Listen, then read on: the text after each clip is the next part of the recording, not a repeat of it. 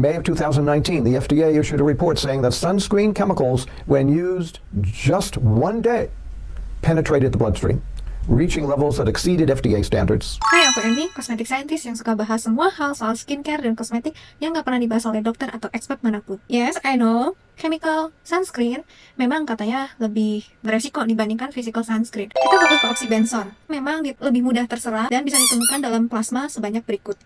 Ya, cukup lebih tinggi dari yang katanya standar dari FDA, tapi resiko kesehatan tidak hanya dibatasi oleh penetrasi yang tinggi.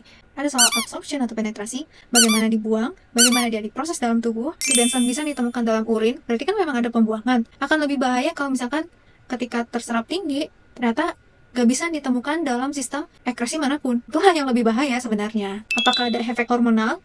Memang ditemukan dalam uji hewan, tapi sampai sekarang masih belum jelas dan sulit dideteksi ketika diuji menggunakan manusia. Dalam kondisi realita pun masih bisa dibilang aman. Di sini memang kita harus menimbang mana yang lebih benefit dan mana yang lebih beresiko. Ada beberapa kasus memang orang ada katanya reaksi alergi dengan bahan oxybenzone, tapi tidak bisa ditarik kesimpulan kalau oxybenzone bisa menyebabkan alergi, berarti semua chemical agent bisa menyebabkan alergi, atau bahkan bisa menyebabkan kanker. The sales of sunscreens have gone up by 38 times in the last 30 years. Meanwhile, the incidence of the most dangerous kind of skin cancer, melanoma, has doubled since 1982. Ini sesat logika nggak sih? Dua penelitian berbeda nggak bisa kamu sambungin jadi satu kesimpulan. Itu beda. Dan ini contohnya mirip kayak Aku pilek, aku pusing, kayak aku demam. happy terus. Mirip nggak sih? Dan kenapa kasus meningkat?